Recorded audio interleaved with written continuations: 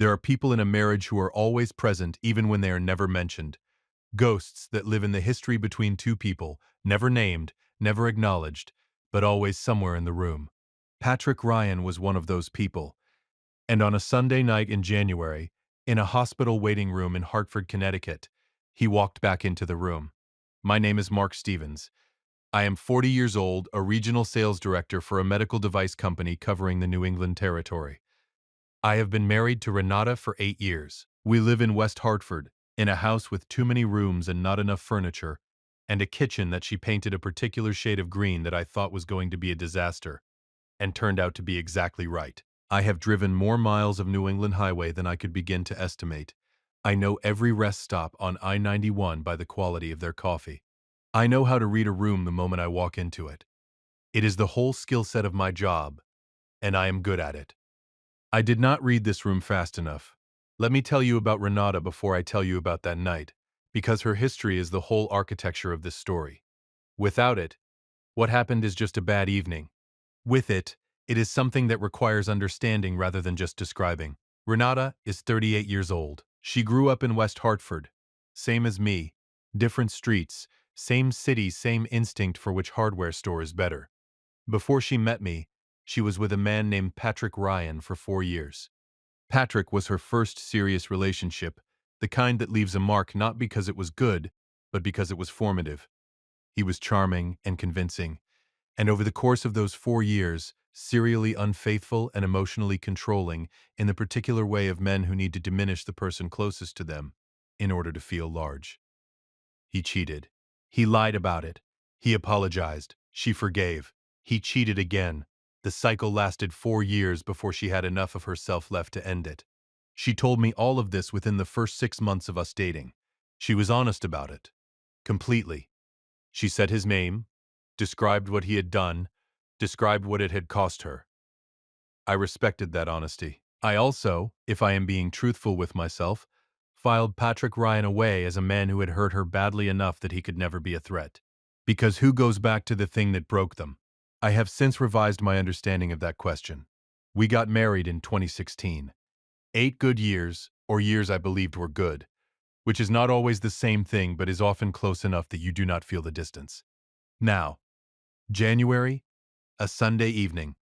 I was on I-91 northbound, coming back from a client visit in New Haven that had run 2 hours longer than planned. Winter dark outside, light snow, the kind of drive where the radio is more company than entertainment. My father's number comes up on the dash.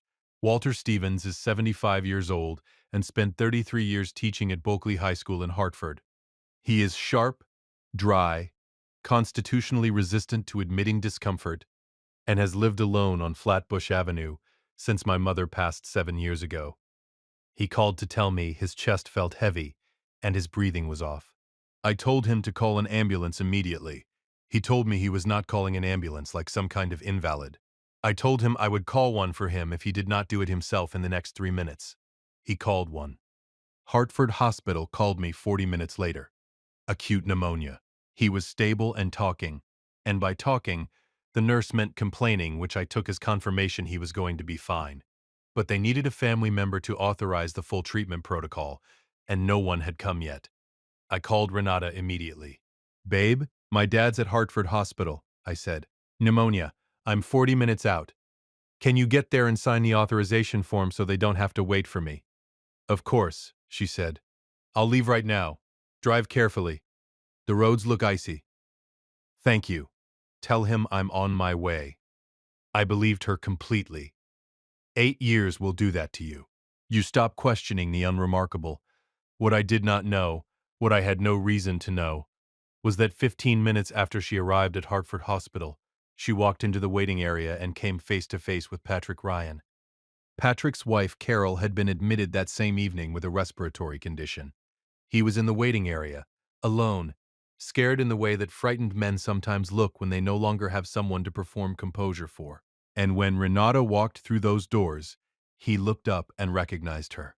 I want to be fair here, even though fair costs me something. What happened next was not a calculated seduction. It was something more human and therefore more difficult to dismiss. Two people who had 4 years of history between them, one of them frightened and asking for comfort, in a hospital waiting room at night. Renata had always been the kind of person who responded to someone visibly struggling. It was one of the things I loved about her. Patrick Ryan knew that about her. He had always known how to use it. They talked in the waiting area for a while. She checked on my father, was told he was stable and resting, and came back to the waiting area. Then Patrick said he hadn't eaten all day and asked if she would sit with him somewhere nearby for an hour, just to have someone familiar while he waited for news. She should have said no. She knew she should have said no. She said yes. They walked to Max downtown on Asylum Street, 2 blocks from the hospital. A real Hartford restaurant, busy even on a Sunday evening, the kind of place that feels warm when the winter is outside. She sat across from the man who had spent 4 years making her feel small, and whatever she told herself about why she was there because some part of her had never entirely left. She called me on the walk to the restaurant. "Hey babe, your dad is resting. He looks okay. They say the medication is working.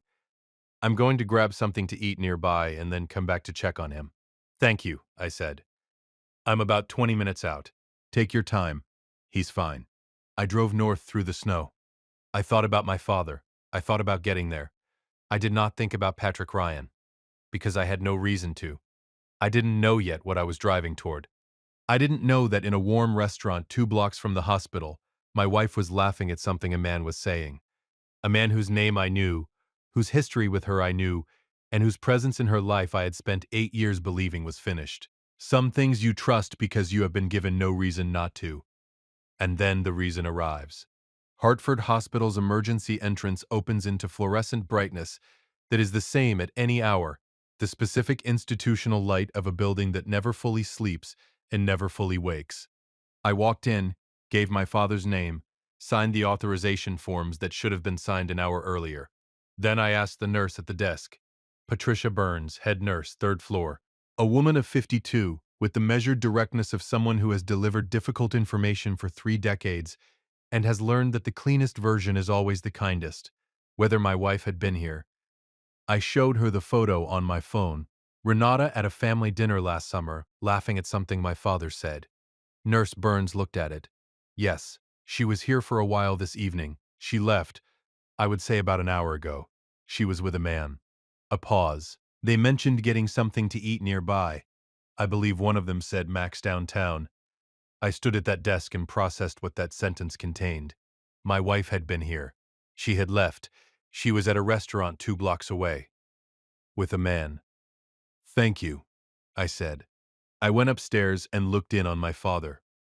Walter was awake, oxygen cannula in place, IV line, the expression of a man who had been tolerating indignities for several hours and had not run out of opinions about them.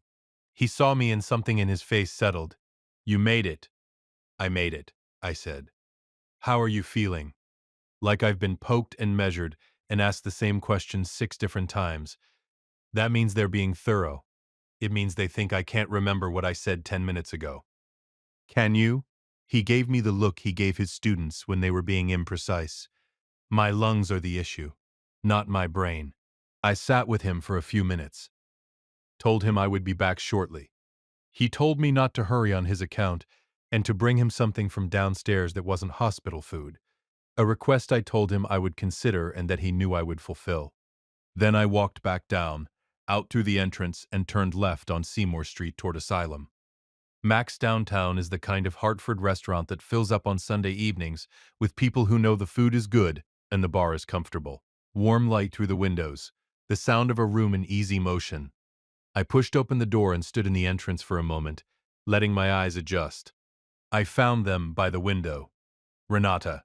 And Patrick Ryan, a man I had seen only in photographs because Renata had not kept any contact with him after their relationship ended. Or so I had believed. He was 42 years old, well-dressed, leaning slightly forward in the way that men lean when they are working to hold someone's attention. A nearly empty glass in front of him. Renata's hand on the table, not touching his but close. The easy posture of 2 people who had fallen back into a familiar rhythm without noticing they were doing it. She was laughing when I walked in. I stood there for a moment that felt longer than it was. "I am a sales director. I read rooms for a living. I have spent 15 years walking into spaces where I needed to understand the dynamic before I opened my mouth. What I understood in that moment was this. She was not there because she felt obligated. She was there because she wanted to be there. That was the thing that cost the most. Not the deception, the wanting. I walked to the table. Patrick saw me first. His posture changed. Not guilt exactly, but the physical recalibration of a person whose advantage has just shifted. He sat back slightly, picked up his glass. Renata turned. The look on her face was not shock. That is what I want you to understand. If it had been shock, I might have read it differently, might have given more weight to the accidental quality of the encounter, to the innocent explanation, to the story she would later tell about running into him and not knowing how to leave. But it was not shock. It was recognition. The look of someone caught not only in a place, but in a feeling. The look of someone who knew, in the moment they saw my face, exactly what this was and what it meant. I pulled out the empty chair and sat down. A server passed. I asked for a glass of water. Patrick, I said.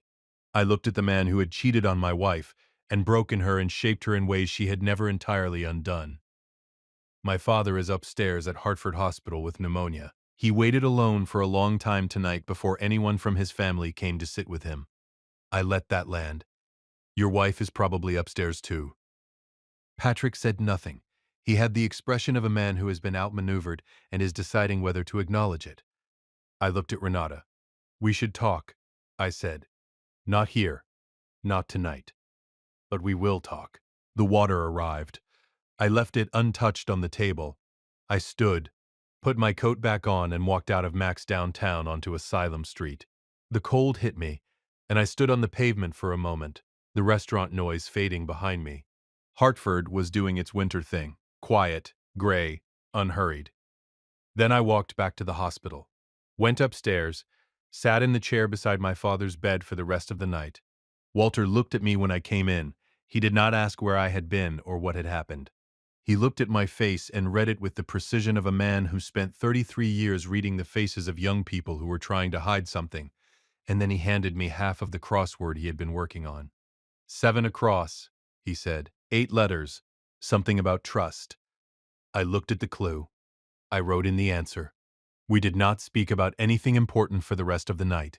We did the crossword. We listened to the hospital around us. Eventually, Walter slept. I sat in the dark beside my father and thought about the word trust, about how completely I had given it, about what it costs when you discover it was being held in a hand that was reaching for something else. If you've been listening for a while and want stories like this to keep coming, it really helps if you hit that like button and subscribe. 97% of people never do, but it's what keeps this whole thing running. So, thank you. Walter was moved to a regular room on Monday morning.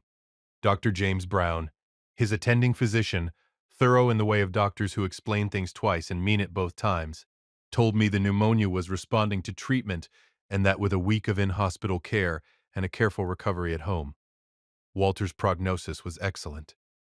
He's strong, Dr. Brown told me. He's been arguing with the nursing staff about the quality of the oatmeal, I said. In this context, Dr. Brown said, that is an excellent sign. I drove home to West Hartford through the early morning, streets quiet, the city not yet awake, the particular pale light of a January Monday that makes everything look provisional. I had not slept. I was not tired in the way that produces sleep. I was tired in the way that produces clarity. Renata was in the kitchen when I walked in. She had made coffee. She was standing at the counter with both hands around her mug, the specific posture of someone who has been waiting and has rehearsed the conversation and is no longer certain the rehearsal was adequate. I poured myself a cup, sat down at the table. The kitchen was quiet except for the furnace and the winter birds outside. She started with what I had expected her to start with. I ran into him, she said. Patrick. His wife was admitted the same night. He was in the waiting area alone and he looked, I don't know, lost. And I knew him, and I thought I was just being kind. Okay, I said. It wasn't planned. I didn't go there looking for him. It just happened. I looked at my coffee cup for a moment. Then I looked at her. I have one question, I said. and I want you to think about it before you answer." She waited. "When you called me from outside the restaurant and told me you were still at the hospital with my father, was that a lie you made because you forgot about him? Or because you chose Patrick over him?" The kitchen was very quiet. Renata looked at me, and the thing that happened on her face in the silence that followed was not anger, was not defense, was not the performance of innocence. It was something smaller and more honest. The look of a person confronting a question they already know the answer to and are not yet ready to say aloud. She did not answer. The silence was the answer.